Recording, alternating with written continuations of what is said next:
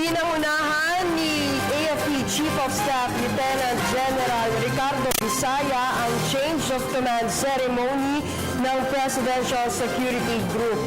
At dito nga ay itinalaga si Colonel Rolando Bautista bilang bagong hepe ng PSG kapalit ni Rear Admiral Raul Obando. Kasabay nito ay tiniyak ni Bautista na gagampanan niya ang kanyang tungkulin at dedikado siyang protektahan si Pangulong Duterte maging ang kanyang pamilya. Narito ang ulat ni Lala Babilonia.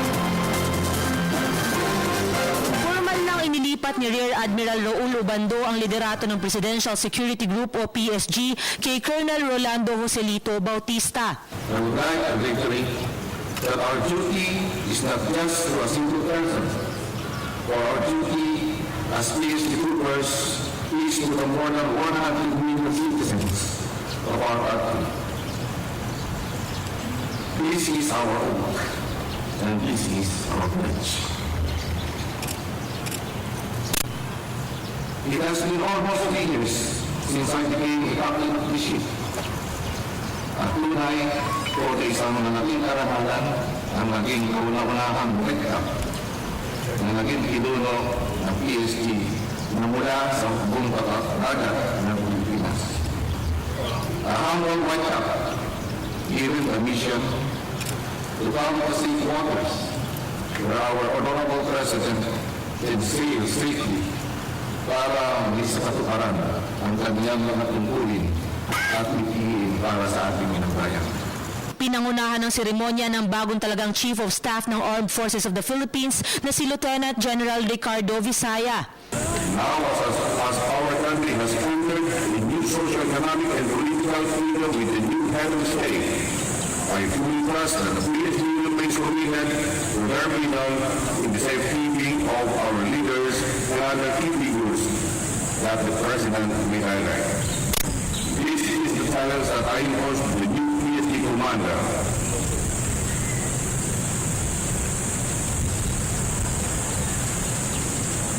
Knowing his rank of service, because he commanded one of our brigade base in Basilan, where I commanded 5 years ago. I believe that he will be able to deliver as expected. Bagamat natapos na ang paninilbihan ni Obando bilang commander ng PSG, magpo-focus naman ito ngayon bilang Inspector General ng Philippine Navy. Nagpasalamat din si Obando sa umano'y karangalan na ibinigay sa kanya ng dating Pangulong Benigno Aquino III na pamunuan ng PSG. Nagpalitan ng pabati sina Obando at Bautista na pareho umanong nagmula sa Sandiwa class ng Philippine Military Academy.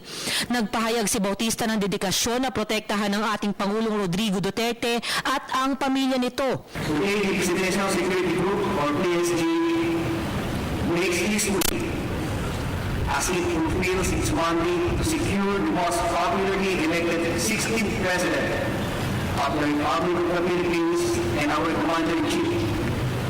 A man of a humble origin who detests any form of security, even while discharging his immediate past duty as the longest-sitting mayor of Davao City, a former vice mayor, and a former congressman.